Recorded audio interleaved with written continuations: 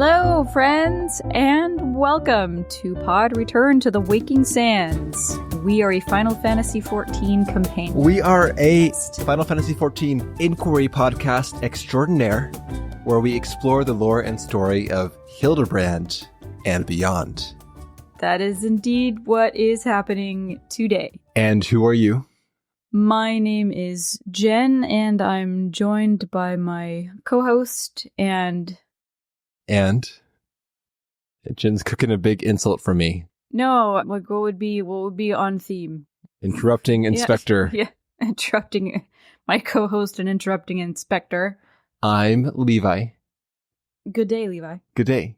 Today we are continuing with the A Realm Reborn Hildibrand saga with A Case of Indecency. I don't know why I did like that. I don't think that's indecent, Jen, but whatever. I don't know of any indecent songs except, I don't know, like a million of them. That one, you know, that one.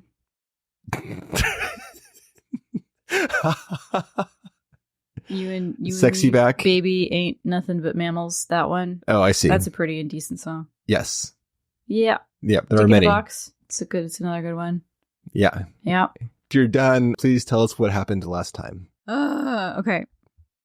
Last time.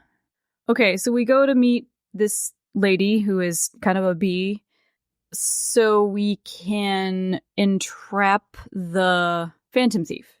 And she's like, I recently purchased this artifact, and her daughter was supposed to be like bringing it back. The daughter did not, because she dropped it. So now we have to go find the bits. We find Greg, who's also looking for something. So then we put the shit back, but we need an expert goldsmith to fix the old pot. So we find Godbert, Hildy's dad, who fixes it, but then he fixes it too far, and now it's terrible. And then we go to give it back to Lady, and she's like, "This sucks." And Godbert is like, "Oh, really? That's unfortunate." And she's like, "Actually, no. It sucks that I don't love it anymore." Okay, so then Riordan, he makes a bunch of fake swords, and again to try to like trap the dude. And Greg and us go out to like look for stuff. Nashu found a halberd with a gun on it. Interesting. And Hildibrand was like, "Hey, that's mine." And then after a while, Greg was like, "Hey, that's mine." And then they decided to fight for it, but Greg ran off. So we ran off, fought Greg, got the shit. Greg died. We have the treaty blade because we thought Greg was the bad guy doing all the stuff. And we give it to Lady Dorilda, and everybody's like stoked. But then actual Lady Dorilda walks up. She's like, why aren't you guys giving me my stuff? I'm like, we already gave you your stuff. And we're like, oh shit, it was a fake Lady Dorilda. And then shenanigans. Thank you, Jen, for the recap. Very thorough. Why is that so hard? My brain just moves on. It just moves on. There's no going back. Start living in the past, Jen. Stop living in the present. I feel like that's what I already do, so why is it so hard? Thank you, Jen. Yeah. We are now on to meet with reporter Ellie in Vesper Bay. She has figured out the subject of the Phantom Thief's last calling card, where he threatened to steal the virtue of the Lapis Maiden. The Lapis Maiden. Yeah, so that was what the card said last time. And Ellie has figured out that the Lapis Maiden is Arabella, who is the daughter of Master Guguremu, who is a member of the East Aldenard Trading Company. Yeah. With Arabella's striking blue eyes and hair, her beauty is the talk of the Sultanate, at least her purported beauty, as none have seen her in the flesh.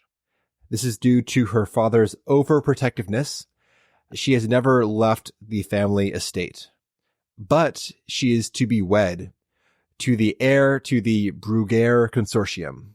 The Bruguiere Consortium is a major mercantile group in Limsa, and of course, the East Aldenard Trading Company is a major group in Ul'dah, so we got two conglomerates merging essentially by marriage. Yeah. Basically, yeah. It is arranged, so that sucks. Yep. So the announcement for this wedding, the engagement, whatever, is going to take place in Costa del Sol, and Gugu, I'm just going to call him Gugu, he is preparing like this massive banquet for everybody and this whole thing, and Arabella's going to make an appearance, and everybody's very excited. This ceremony, this is the betrothal. So it's when they're going to officially be betrothed. Right. So we head to Costa and we find Guguremu. This is a bejeweled Lalafell with his red hair tied back, and he has a matching red mustache. He is already trying to wave us up. He is not interested in speaking to a quote-unquote two-gill sensationalist rag reporter. And the warning about his daughter's safety is basically superfluous. He hasn't protected his daughter her entire life up to this point, only for some self-styled rogue to whisk her away at this moment. And he has spared no expense for her security detail. And right then he does a little like boop boop, little hand signal, and 3 dick fuck douchebag brass blades turn with their stupid goggles on and their stupid smiles, and they're like, "That's us. We're the security." These aren't any brass blades. The trio joining us, they are wearing red schemed chain armor and brass mittens, essentially. Mittens? Yeah, it's Sure. the type of gauntlet that has no fingers. Okay. So a mitten. Armored mitten. Vambrace? Vambrace is for the wrist.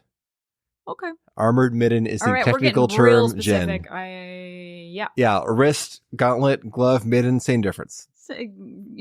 A fingerless mitten. Okay. Anyway, they are all wearing red lensed goggles. This is like the edgelordiest early 2000s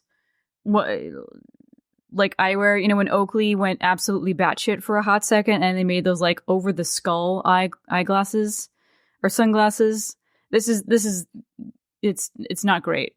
It's a bad look, guys. As these guys strut up to us, each one has a shit-eating grin plastered on their face. They look very stupid. Their leader is sporting a Brillo mohawk. There it is. This bodes ill. These are the brass blades of Gerbera, the elite of the elite.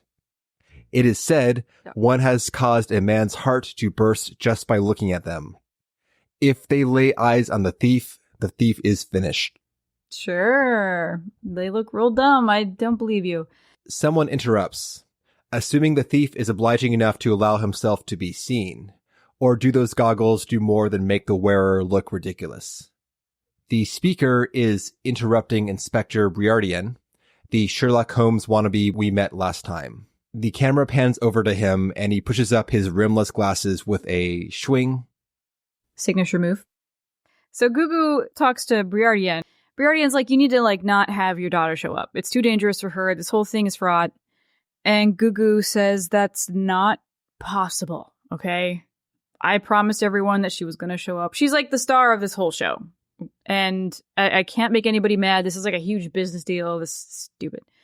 But, you know, what does Briardian have in mind as a possible solution? So Briardian, of course, volunteers his services at no charge, promising the thief will be arrested before the banquet even begins. Some bold promises, man. So Ellie is like, how do you plan on doing that? So, because the thief is kind of good at what he does, and we're not very good at catching him. And so Briardian is like, easy. The thief may have 1,000 faces, but he has a single modus operandi. Clearly, this person seeks attention. He has supreme confidence in his abilities. We just gotta wait for him to do all the things we know he already does. The thief, and he's also already in our midst. So the field of potential suspects is related to people who have been in Costa del Sol for the last 3 days in preparation for this banquet. So the thief needs to like monitor their behavior, figure out how to like copy their mannerisms, get a mask made, whatever the hell. So with that said, Briardian has narrowed down the field of suspects to the following. At this point, the camera flashes between the people in question. The chief suspects are the betrothed, Vons, or his father, Morgant, the guests of honor, Yalto Nolto and his wife, Sainana. They will toast to the couple's happiness. And then the options are Guguremu himself and Lewinhart, the estate's steward.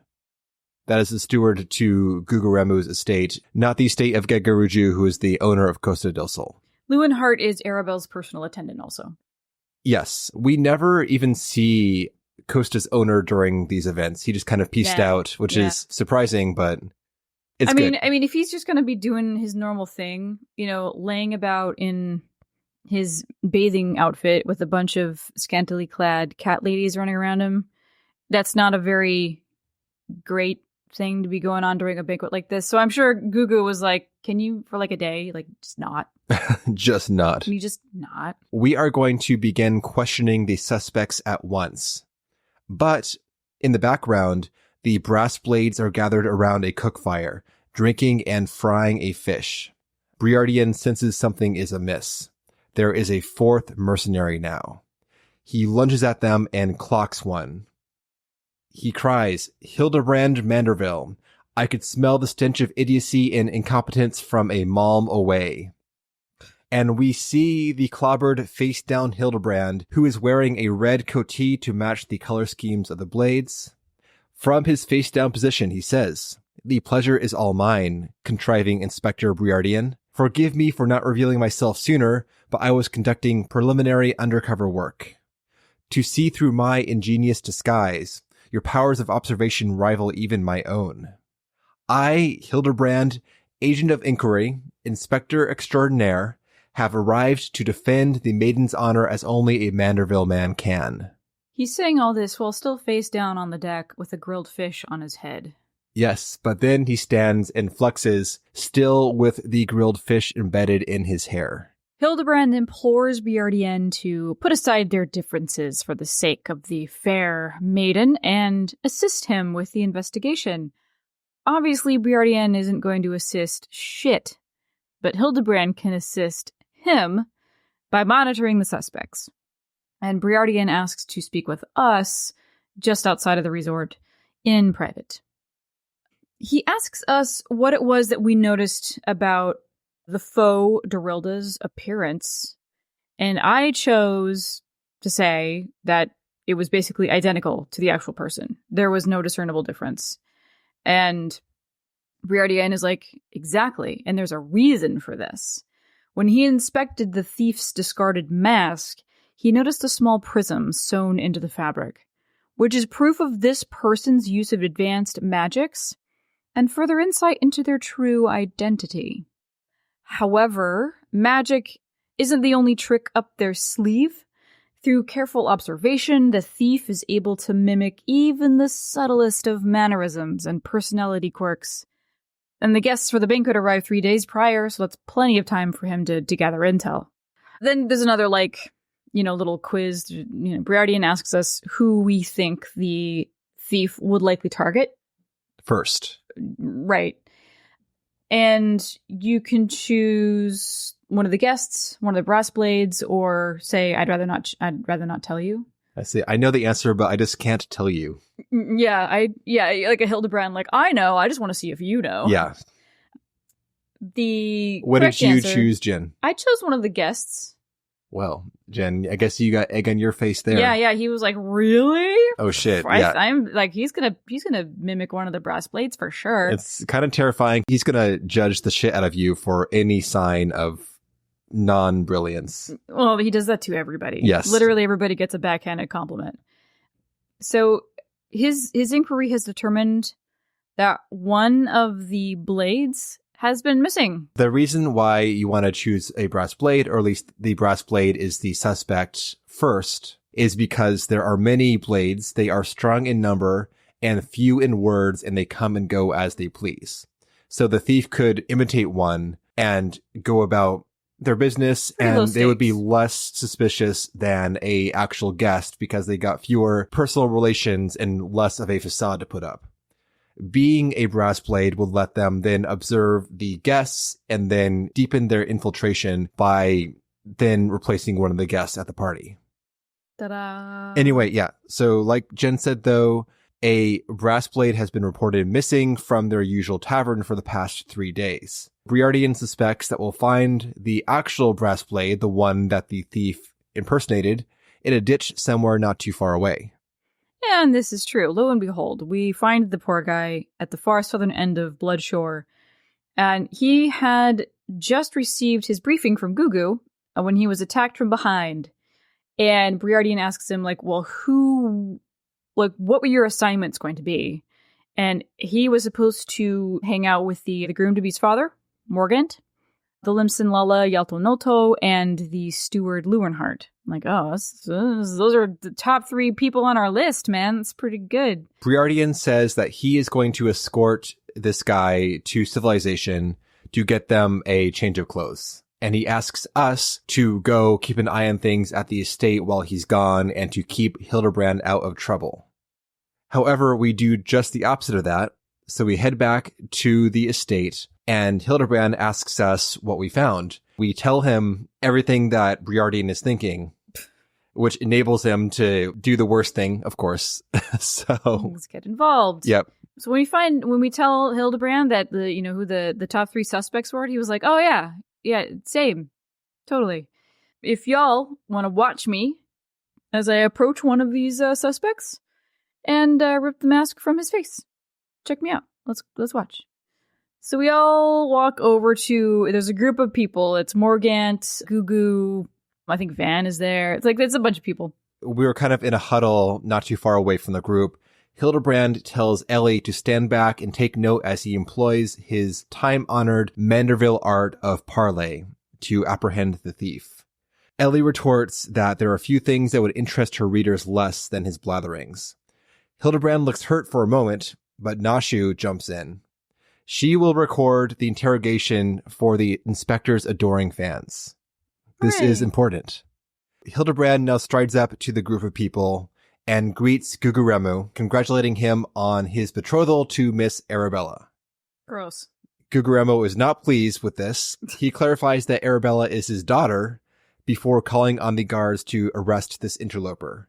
But fortunately, the father-in-law-to-be, Morgant, tells Guguremu to calm down. Morgant recognizes Hildibrand, and he says he is a famous inspector. He's here to help. We should let him do his thing. Yeah, he's here to protect Arabella from the Phantom Thief. We should be grateful for his assistance. So in this group, after that little friction gets smoothed over, we have Morgant, who is an older hearer with swept-back blonde hair and a short beard. Morgant's son, the groom-to-be, is Vaughn's. Vaughn's has medium-length blonde hair and is wearing a linen shirt with an open V-neck at the front, revealing a lot of hairless chest. Vaughn's calls all this Phantom Thief shit balderdash. But so he's like, I don't really care. Let's talk about my bride-to-be and how beautiful she is. If rumors of his soon-to-be wife's beauty have caused this much of a stir, perhaps she is worthy of him after all. Great. Hildibrand makes an observation of our douchebag groom. He exudes an unusual degree of confidence for such an effete, fashion-challenged youth. Most suspicious. Agreed. Anyway. So Gugu and Morgant kind of jerk each other over the obviously solid arrangement they have made between their two families, corporations, whatever. Gugu also passes on Arabella's thanks for the golden clasp Vaughn's sent her a few months ago. It hasn't left her neck since. And Vaughn's like, that old thing? I'm glad she likes it, whatever. The greatest treasures in the realm will be hers once we are wed. Sure. Being like, what, his attention? So after that chat, the investigation team breaks off for a bit to huddle on the side. Ellie mocks Hildibrand's supposed parley skills. If Morgant hadn't recognized him, we'd be in trouble. But that said, nobody there seems to be acting suspicious.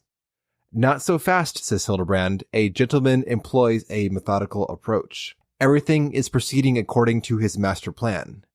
Nashu realizes that she's forgotten to record the proceedings, so she quickly tries to catch up. She mutters to herself as she scribbles in her notepad, proceeding according to my master plan. Okay, good enough, yeah. That's the gist.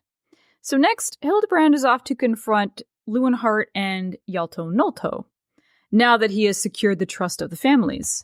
Sure, that's how that went down. So Yalto Nolto, that is so hard to say. It's like filling my mouth with marbles. Yalto. This is a very nice Lalafellian gentleman. He has some sick-ass hair. He's got Big's hair with like the braids kind of like on the front. Yeah. It's like a cornrow type thing. Yeah, it looks rad. He's got a little mustache, you know, he looks resplendent. And his wife is very cute.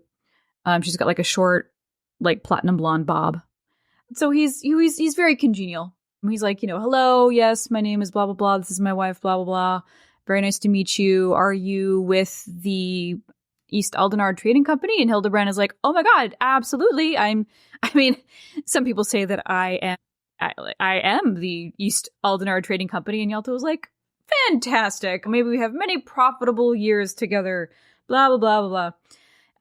You know what? This is great timing since a big shipment of foodstuffs was recently intercepted by the Mandragoras. You've heard of the Mandragoras, right? And Hildibrand is like, yes, absolutely. You know, I spent a year training with the Fist of Ralgar, and that time was filled with daily mantra. What's its? Yeah. And then Ellie is like, and also rogue sentient vegetables stealing your shipments, right? Right. Okay. Lewinhart pipes up.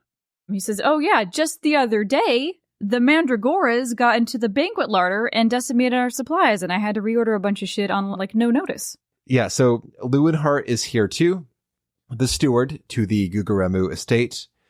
This guy is a Highlander who has long, dark hair. He's wearing, I think, like a re-dyed version of the Uldan garb, maybe? Yeah, the longer. It's what Yalto is also wearing, but, you know, for big people. But for big people. Big and tall. So Lewinhart says that these Mandragoras will not rest until every fruit and vegetable has been freed from captivity.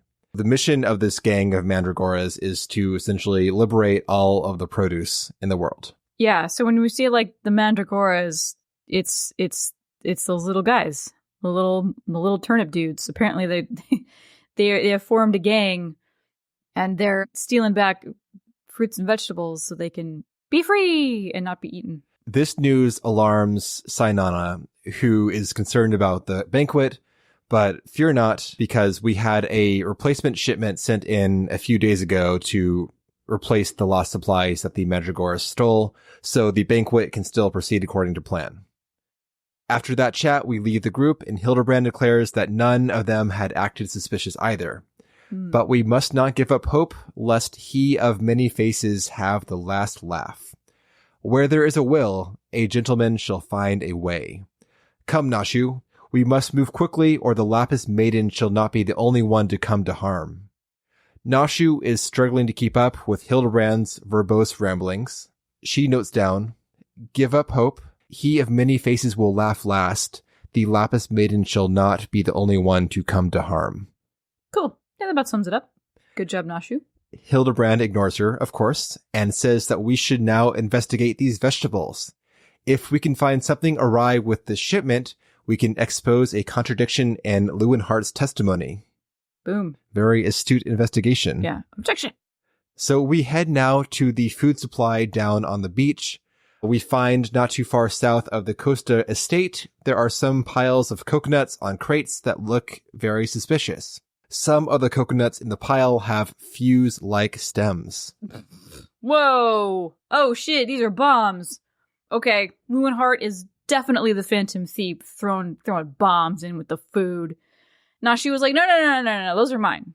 I just needed a place to stash them, and coconuts looked lonely, so Hildibrand is like, girl, why are you bringing bombs to an investigation? She's like, when do I not bring bombs to an investigation?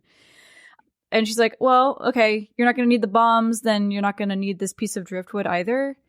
And she's like, picked up a stick. It's just like it's a stick. She found a cool stick. Yeah, cool stick. Very cool stick. But no. Hildibrand's like, no, I don't need that either. Thank you. So she drops it. But so Chekhov's driftwood is chilling on the beach with the coconuts and the bombs and the crates. And we're like, okay, obviously we need to clean this up, because if Briardienne comes back and finds out that Nashu is storing bombs with this stuff, we're all going to get in big trouble. Hildibrand politely says that Nashu's enthusiasm is admirable, but misdirected. So please just take notes. And good thing, too, that confounding Inspector Briardienne isn't here to see this. If he chanced upon the scene, he would explode with rage. Now let us dispose of these before an errant ember sends us to a fiery demise. Nashu diligently takes notes. Confounding Inspector Briardian, explode a fiery demise. Mm-hmm, mm-hmm. I mean, it's just, she's summarizing it very well. Right on cue, Briardian walks back into view at the far end of a little grotto, and we're like, oh shit. He's like 40 yards away. Y'all, I'm sorry. Ellie's like, okay. Hildy and Nashu, get the fuck out of here. The Warrior of Light and I will distract him and make sure he doesn't get near this pile of crates and bombs and coconuts and stuff. And they're like, great. So they run away, like literally totally visible, but it's fine. They're away. Briardian, we run to catch up to Briardian at the other side of the grotto, and we're like, hey man, why don't we find a nice quiet place to discuss your latest theories? And Briardian is like, absolutely. You know what's a great place? Right there by those crates. And Ellie's like, oh, okay. Because, Briardian is very convincing. We're trying to like play it cool. All right, so by the crates we go. So Briardian is standing right by the crates with his back towards them, and we're facing him like. And Ellie keeps trying to find excuses for us to get out of here, but Briardian insists that here and now is the time for our briefing. Right, he's like, he puts up his argument is legit. Like, this is far enough away from the festivities. We can have a conversation in private. It's actually like the perfect spot.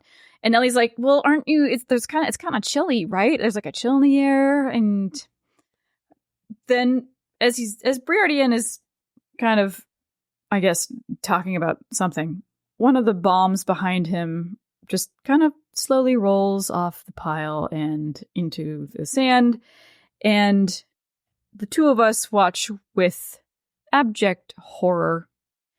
Briardian notices that we're not paying attention to him, and he's like, guys, did you hear what I just said? And we're like, yep, sorry, so sorry.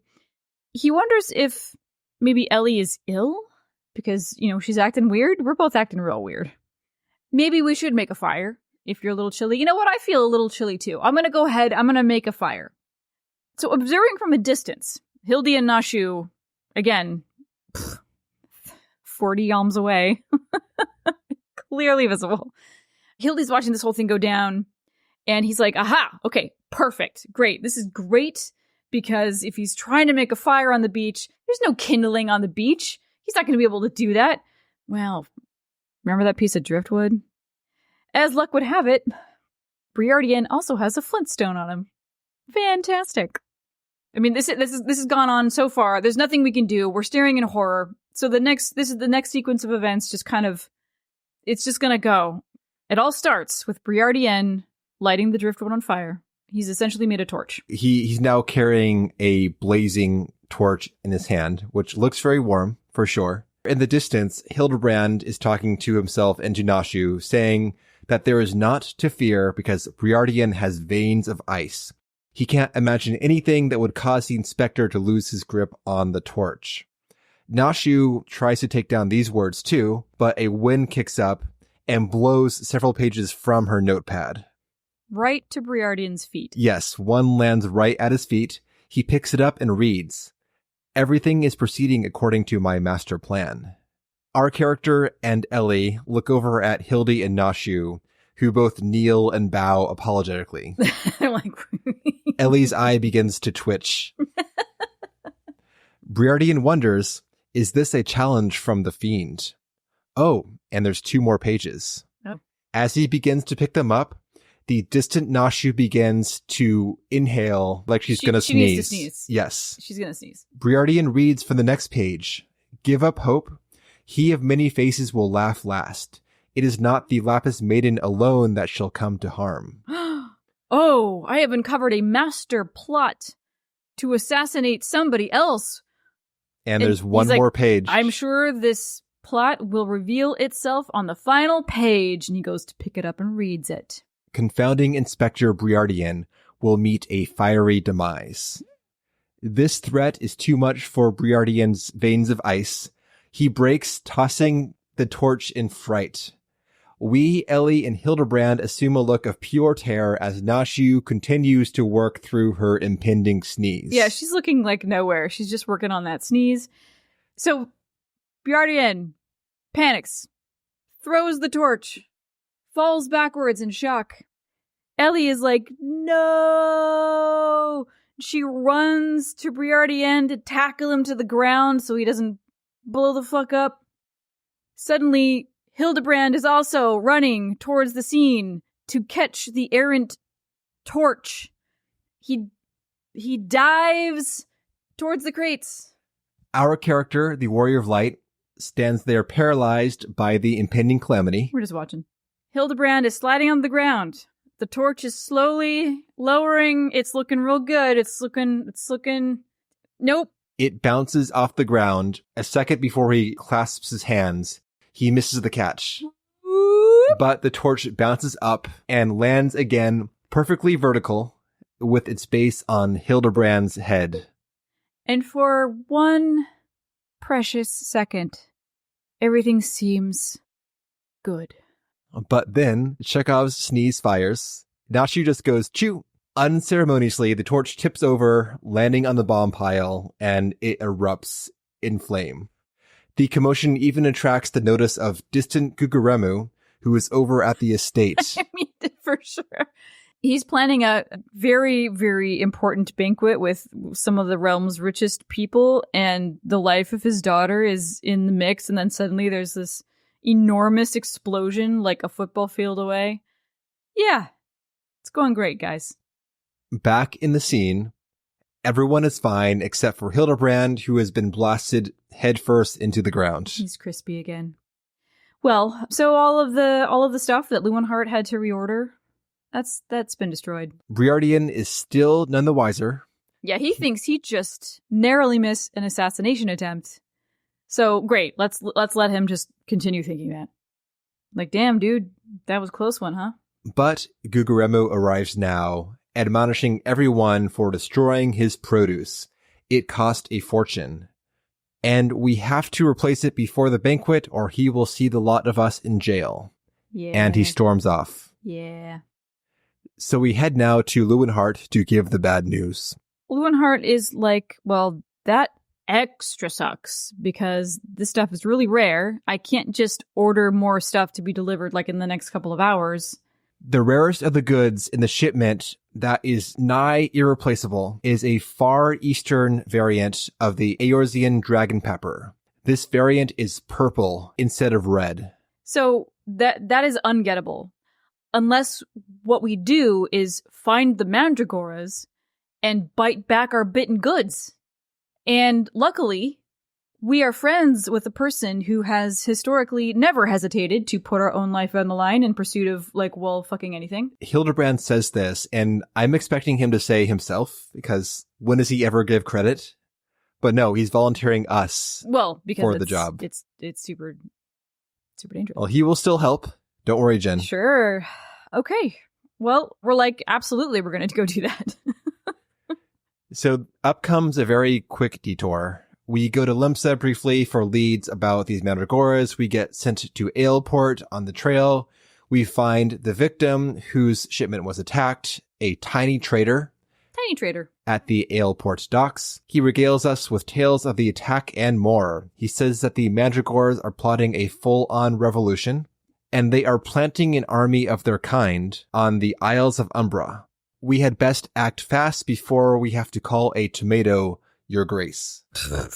We head to the Isles of Umbra, and we find several budding mandragoras planted in the sands.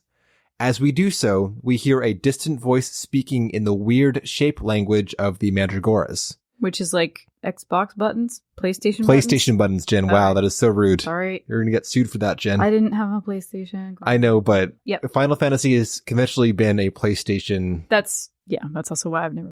Anyway, so yeah, we go to Isles of Umbra and we're ripping up these bulbs. We're like, we are totally going to thwart the growth of this vegetable army. And every time we uproot one, there's like a like mammoth speak, but we don't understand what it is. We can just like feel the emotions, and we feel a quote unquote hostile gaze.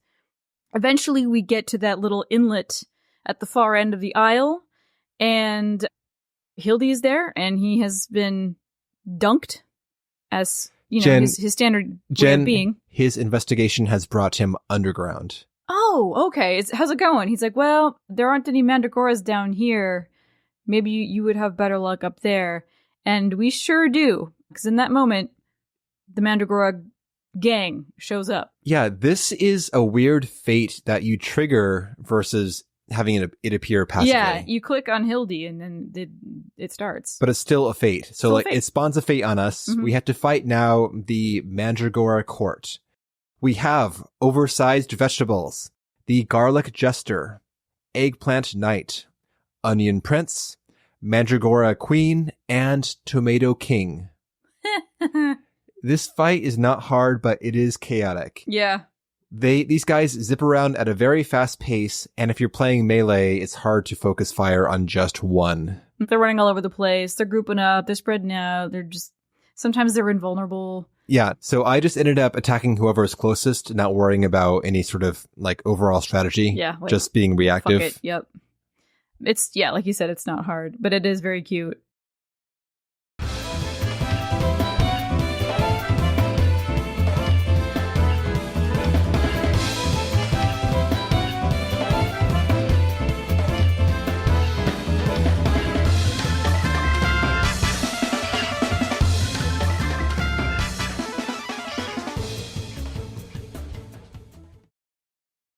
Once we defeat them, we reclaim the stolen produce from the original shipment, and we return to Costa and deliver it to Leeuwenhart. Awesome! Everyone is very excited to see these purple peppers, but Leeuwenhart pops open the crate and finds blue peppers inside instead.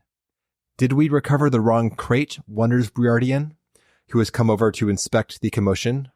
But no, the crate is clearly marked for Costa. Leeuwenhart now begins to backpedal. He meant to say the peppers were a purplish blue, or bluish purple. They really are similar colors. But no, says Briardian, who does not acknowledge colorblindness. No man could mistake these peppers for any shade of purple, despite the fact that colorblindness is more common in men. Unless he were wearing a certain piece of eyewear at the time. Oh, and then Leeuwenhart bolts. And we give chase. So for those not keeping up, the idea is that the thief was wearing the brass blades, the stupid goggles, when they were watching the real Leeuwenhart unpack these peppers. Yep. So they saw the blue ones as purple. Yep. Anyway, so back in the present, we give chase after the imposter Leeuwenhart. We find him at the north end of Bloodshore. Unconscious. He appears deceased. I'm like, oh no, we're too late. Briardian goes to remove his mask before he, like, I don't know, rots or awakes or something. Anyway. But then he wakes up. It's like, oh shit. He's like, who are you people? What is going on? I'm so confused. And okay, this is the real Leeuwenhart. Just like our poor brass blade, he got knocked out doing something. And, he was knocked out by one of the brass blades, he says. And then during the scuffle, Leeuwenhart even stabbed him through his right hand, but he still got knocked unconscious and rip. So, well, that's a clue. Well, Nashu actually has a clue. Come to think of it, the imposter steward was wearing gloves. Oh, okay. Let's keep an eye out for glove wearers. So now Briardian knows that the thief is on the loose again, but they have not had time to study a new subject, a new person to impersonate. Mm-hmm. And further, we need to just inspect the hands of everyone in person, and whoever has gloves on or a wounded hand is top of the suspect list. Word. As we prepare to head back, someone is peeping us from behind some rocks. It's the Mandragoras. And they in turn are being peeped by someone else. A voice addresses them from behind. I have found you, my little ones. Let me guess, you seethe with anger at those that took from you what is yours. And they're like, uh-huh. It is the imposter steward speaking to them. He says that revenge will be theirs if they strike at his command. The imposter peels off his Lewinhart mask, and the Mandragoras move out. The game is afoot, inspectors. Now, what mask shall I wear to the ball? So we escort Lewinhart back to Wineport, and Wineport is where Arabella is hanging out. She's staging herself there before the banquet. Okay, so Arabella, she is a hero woman. Not a Lalafell. Not a Lalafell. She was adopted. She does have very thick, deep blue hair and blue eyes. She's got this beautiful, like, white gown on with powder blue accents and ruffles and things. She looks very nice. And she has the gold clasp around her neck, as advertised. And she's like, I'm not really excited about this arranged marriage. And she points to the necklace. And she said that Vans sent a note along with it saying, here is a treasure for my treasure. And she's like, I don't care how pretty it is. It's a fucking shackle. It may as well be a golden shackle. Yeah. Hildibrand is shocked to learn that this is an arranged marriage. Yeah, he's like, how dare your dad do this shit? You should be able to, like, find your own dude and live a life as, live a life the way you want to live it. And then he flexes as if to say, like, there are many suitable bachelors around town. Ellie asks her, why are you here and why is your dad a Lalafell? And we learn that Arabella was found on Pearl Lane, actually, among the beggars there, and her adoptive father took her in as his own. He also took in Lewinhart, but Lewin was raised as a servant. That's fucked upsetting. Up. Yes. Yeah. It's also, I'm going to say racist. I'm going to go ahead and say it. All right. So obviously Arabella has probably different feelings towards her father than the rest of us. She's like, I want to do what makes my dad happy. And if it's getting married to this guy, then I'm sure I'll learn to love him, Ugh. Anyway. Okay. So we head now back to Costa. We're now regrouping in the cabana, that little circular bar kitchen area.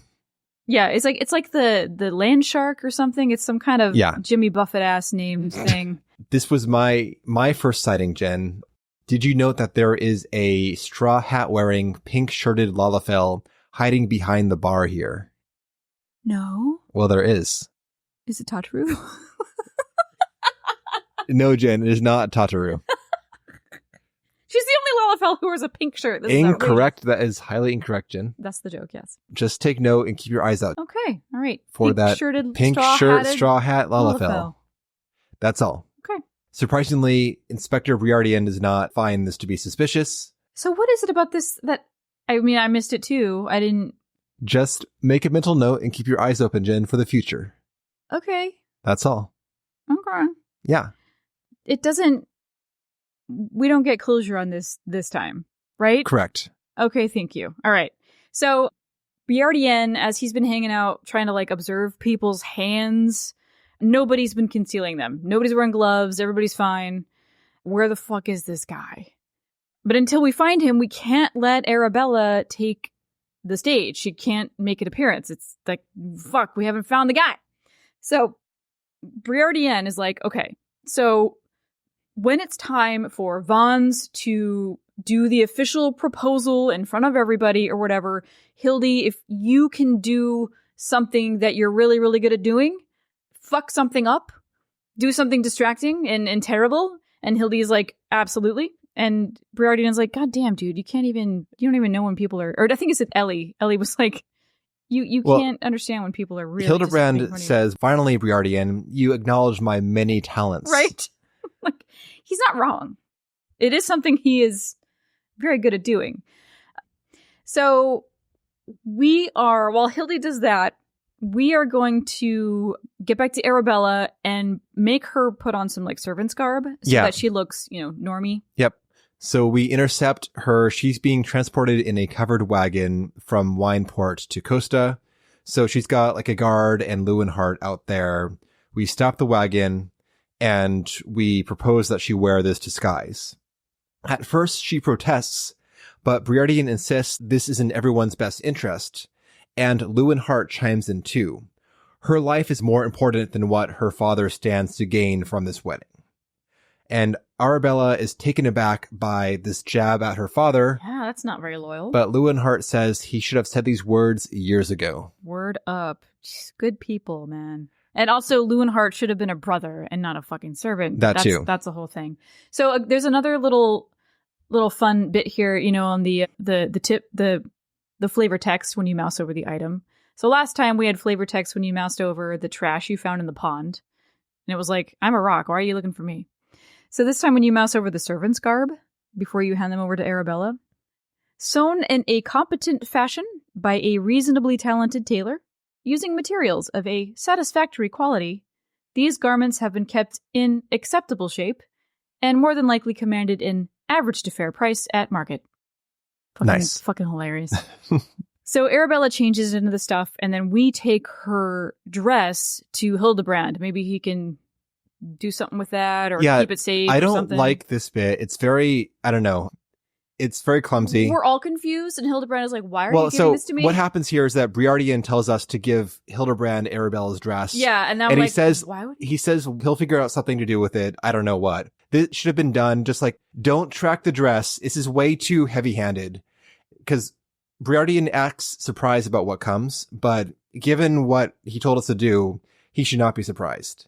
Correct. If this was meant to be a surprise, it should be not something that we have a chain of custody for. Just the dress disappears and it reappears later on. Don't have him say, take this dress, do something with it. I don't know what, but anyway. It would have been funnier if like Briardian had it or one of us had it, and then Briardian was like, hey, can you give me the dress? Because I'm going to put it away or something. And we're all like checking our pockets. Like, the dress is gone. Yeah, or that too. Where'd the dress go? Yep. And then the thing happens. It happens. There are a couple things in this that are a bit too heavy-handed for me. I'll talk about them. Well, the other one at the end of the episode. But this is one thing where I was like, you guys just kind of made this a bit too obvious. Yeah. Anyway. Because I was like, why would Briardian do that? One, because unless Briardian had a very specific plan for Hildy and the dress, it's out of character for Briardian to just let that fully, go. Yes, that's a miss by the writers in my opinion. In their pursuit of not creating any like plot holes, they yes. Anyway, so Briardian is like, I'm gonna go deal with Vaughn's, before the festivities begin, and you know what, we're good. The rest of you go grab a seat and wait for stuff to start. Yep. We go back to the cabana. Cabana. And at this point, it was pouring rain for me in my game. So I took a break so it wouldn't be raining during this final scene. Oh, interesting. Okay. Is that weird? No. Okay. Good talk. No, it's. I guess it's interesting that you wanted to curate a very specific kind of vibe. Jen, Hildibrand is, by time, probably 90% setup and 10% execution. Uh-huh. And the execution is fast and bombacious. It heavily relies upon a lot of factors, both character and environmental. So having this wedding ceremony, betrothal ceremony happening while it's dumping rain at everyone, winds blowing and dresses are flying, just does not fit the scene. Okay, fair enough. Anyway, so we just take a seat and chill. The attendees all assemble and the festival begins. There's a crowd of people now in the estate. Briardian curses them. How is he supposed to find a mark in this crowd? Get good. So Yalto, Nolto, and his wife take the stage and they do their little introductory speech, like, we're so glad you're here, blah, blah, blah. This is going to be real good for everybody. Then Morgant and Vaughn take the stage, and Morgant makes his speech and the introduction for Arabella. We note in this moment that Vaughn's is wearing gloves. Briardian is pissed at Hildy because the moment for his distraction, the time for the distraction, has come and gone. And he can't even fucking handle that. As Morgant introduces Arabella, we look up at a nearby rotunda, one of the circular platforms of Costa, and a hush falls over the crowd. They gasp. Morgant promises that his son's bride-to-be, her beauty will be sung about by minstrels for ages to come. And now Arabella makes her appearance on the upper rotunda. Sweet music plays. We see her graceful stride and the swishing of her dress. Nashu declares, she's beautiful. She's beautiful. Vons scoffs. He's not even looking yet. But he says to himself, were the rabble expecting otherwise? She is my bride after all. The camera now shows the midsection of the approaching bride, her thick, muscular arms swinging. Vons turns around, looking down, eyes closed, savoring this moment. Milady, they say your beauty transcends even the boundaries of time. Pray give me your hand. Vons opens his eyes. His face freezes in a grimace. And we see Hildibrand, all makeuped up, in Arabella's dress. He says, my sun and stars, yes, 1,000 times yes, I am yours and shall be forevermore. Vons falls over backwards as Hildibrand flexes. The crowd is shook.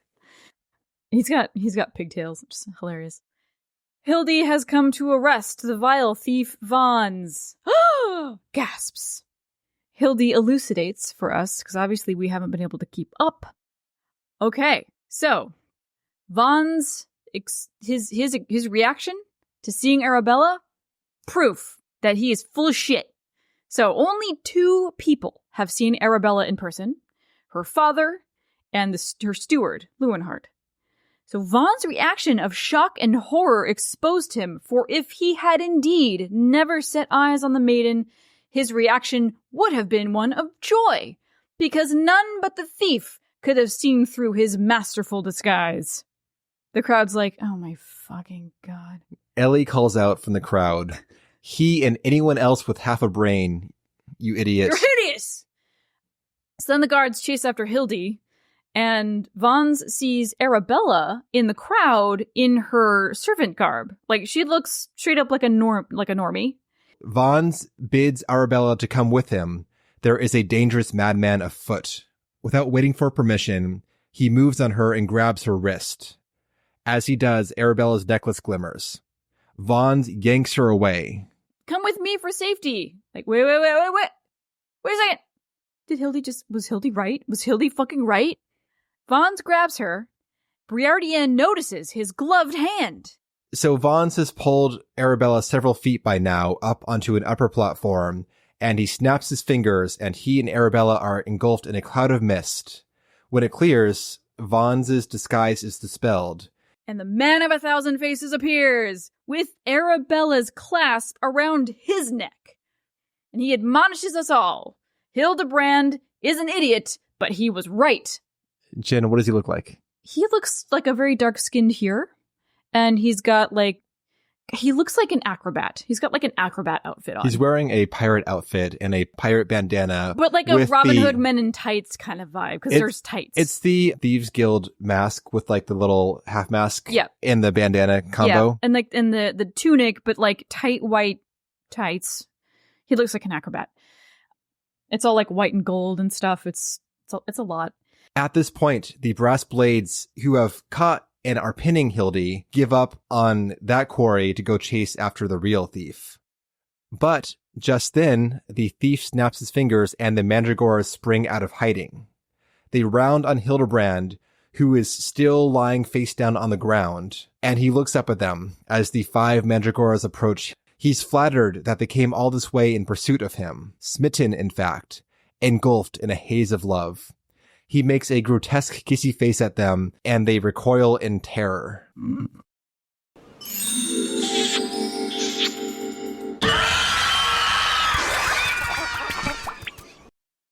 Despite the failed diversion, the thief conjures yet another puff of smoke and vanishes, reappearing on a distant cliff, declaring that we will meet again one day.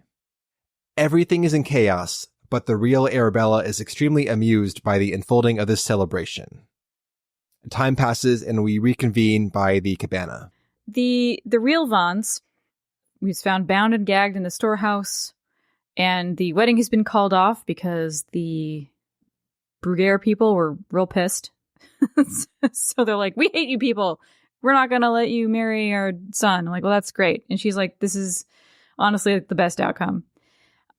And we're all confused, though, because the point was like, the maiden she's still here. She didn't get stolen or whatever. And Leeuwenhart recalls Gugu talking about the necklace when it first arrived from Vaughn's.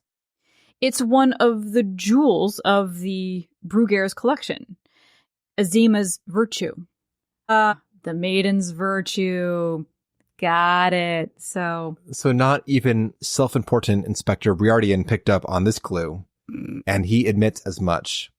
He will have to take extra care to read between the lines with the next clue. But both his and Hildibrand's inspector senses tingle. They begin to scan the horizon. They're back to back as each of them scans from a different direction. Yeah, I was confused about what was going on, but their spidey senses are going off. Yes. And just then, a card rockets out of the underbrush. It flies past both Hildy and Briardian, and embeds itself in the hapless onion prince who was lurking nearby. Aww. The onion's head is split in two by the card. Aww. He'll be fine, though. I don't know. That shit got chopped, Jim. I mean, it split his head open. Yep. And it's like glowing from the inside. I'm like, I don't know, man. It's all his onion juice coming out. I felt bad. The card, and they pluck it out of the poor guy's head. It said, "Made you look." He mocks us. Hildibrand looks dejected for a second, but he suddenly adopts a grimace. The camera swings around to reveal a second card embedded in the back of his skull. Briardian yanks it out and reads, "When we next meet, I shall come to claim the victor's spoils." Briardian says, "At least the thief has abandoned notions of murder. Still, we must be wary." Hildibrand looks sheepish for a moment. "Verily, I agree." Yeah. Whew, gosh. The theme music kicks in. Briardian points at the camera. "Hear me, man of 1,000 faces. You sealed your fate when you called me out by name. Mark my words, when next we meet, you will be mine." Yeah. Hildibrand is too busy covering his ass to put forth his usual bravado. He stammers about the Phantom Thief's bombing attempt. Briardian senses untruth in this assertion. He rounds on Hildibrand, and we see a shadowy figure slink away in the distance. The camera sweeps up and fades out before we can see the fate of Hildibrand and his haphazard covering of his crimes. The end for now.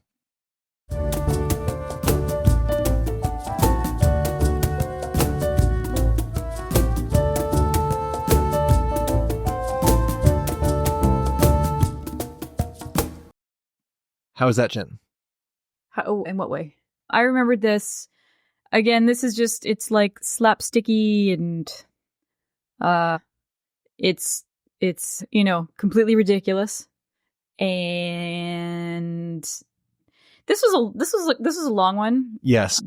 So there were 4 main quests in this patch of Hildy content. The first one was really long. And I'm like, man, if you're kind of like doing this casually for fun, it is a bit of a slog. Yeah. In my opinion. The first bit, like the first quest, which ends around when you find the crates. Yeah. So around there, that took a very long time. Yeah. And then we get the payoff with the crate scene. That was just fucking silly. I mean, I enjoyed that. That is a lot of gameplay time just doing the interrogation of the suspects. And we hit it quickly, of course, but that is a lot of actual gameplay time going through all that dialogue.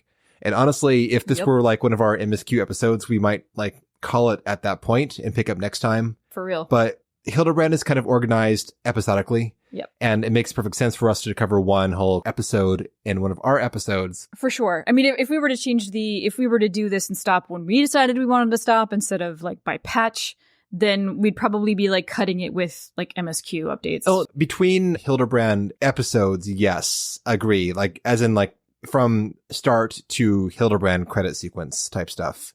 That could be cut between MSQ, sure. Yes. Yeah. Though honestly, just like most things, it really does play better, I think, doing them not that far apart because this is one long story here. Sure. And having real world months between. That's exactly it. Like in real life, you had to wait quite a bit of time between each story segment. So. But I think that not just doing them in a single sit down marathon is the way you do Hildibrand. You do one Hildibrand episode in one sitting. The world is full of people who just, do not like this content, period. The humor style is very specific and it's not for everyone. But also I think that the ability of people who are playing the game after its release, after the patch series, to just mainline Hildibrand and just like get her done is probably detrimental to them and to the content too, because this is organized episodically, like I've been saying. And if you are going to chip away at Hildibrand, you don't get the arc of the story. Yeah. Because every story, you want to process it in one or two sittings.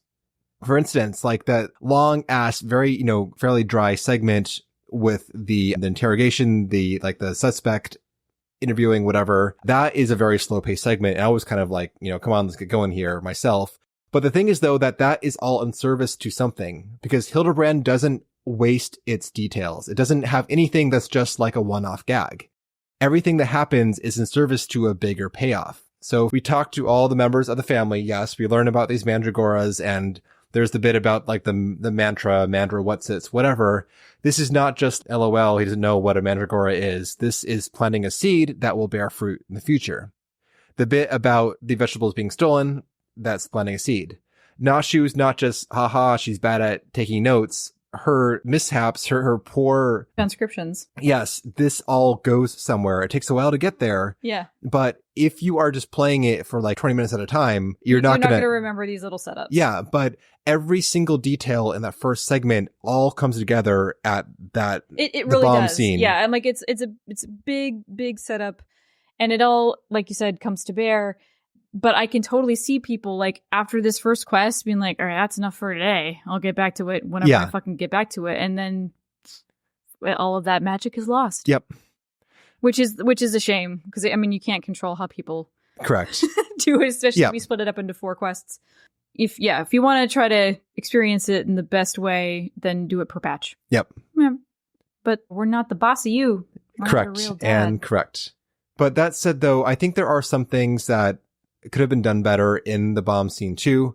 Some stuff is contrived. I think that Nashu's I found a stick is a bit heavy-handed. I'm like, okay, well, so that was like, I don't understand what she's like, oh, so you're also not going to need this stick? I'm like, why is everybody talking about a stick? Yeah. I don't know if that's just like part of the absurdist quality of the stuff. Like, I think it is fine. just, I guess, I don't care. Less adept writing in terms of introducing this feature. It could have been or should have been maybe like a stick in the sand that someone tripped over or something, just to make it more organic and less like, hey, I got a stick for some reason. And like it could go either way.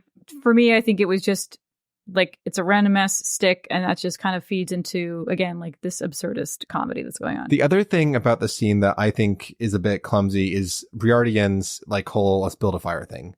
He doesn't seem like the type just to like build a fire on the beach for fun. This is straight up like Abbott and Costello shit. This is like the cheesy boys. What were they called? I don't know, but it's not relevant to the point, which is that this does not feel in line with his character. As in, he does not seem the type like to waste time building fires or caring about someone's personal comfort when there's a case to solve. He's like he becomes like an archetype from like vaudevillian comedy troupes. Yeah. Just in service of the joke. There are other ways to do that. It could have had like a forced night scene where we need the torch to see something. Just something that makes it so that the fire is due to his personality, not due to a contrivance. I don't know. I mean, it's all just real stupid. So I'm like, that's the thing is that a lot of this is character work that pays off with characters acting according to their established behaviors, methodologies, whatever. But in this case, it breaks from that. And the magic of it is when people acting in their own fashions all collide in humorous ways. It's not when people do dumb shit for the sake of it. It's when these people come together in the resulting chemistry results in absurdity. Yeah, because Briardian acting in this way, i.e. not in character for him, we could see the gag coming from a mile away. Yeah. So, like, whatever. But then it's really just self-referential at that point. Like, we know that the gag is coming. This is set up. You know exactly how this is going to play out when there's a pile of bombs. You know exactly what is going to happen to that pile of bombs. So we're just going to be like completely fucking obvious with it. We don't give a fuck. This is part of the humor. Any other comments, Jen? I hope it's not the last time we see the Mandragora gang. or the Mandragora Court, as they're referred.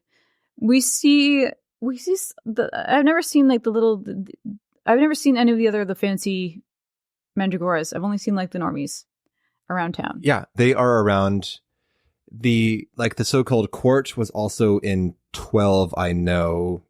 They're also all available as mounts, I believe, in 14. That checks out. Because everything is, obviously. Mm-hmm. But as characters, though, I don't know if they reappear or not. I don't recall. No, they show up as mobs in Endwalker, but...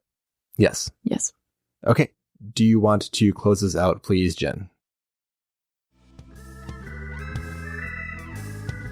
And that will do it for today's episode. Thank you guys so much for listening and knowing a blue pepper when you see one. And if you want to get in touch with us, you can at podreturnffxiv@gmail.com. Check the show notes for our Discord. You can join up, meet some amazing people, share whatever the fuck you want, really. And you can join some group runs, share photos of your pets, clams, all of that good stuff. You can check it out. We also have our Patreon, patreon.com/podreturnffxiv. And for a mere $1 a month, you get access to everything else that we produce, and that includes our Final Fantasy XI series, Vanity Elf and Splainer. We have all of these seasonal events posted there, as well as some other things like the tabletop RPG and the card game. So give it a listen. And with that, we hope you enjoyed the episode. Have a good day or night, and we will see you next time.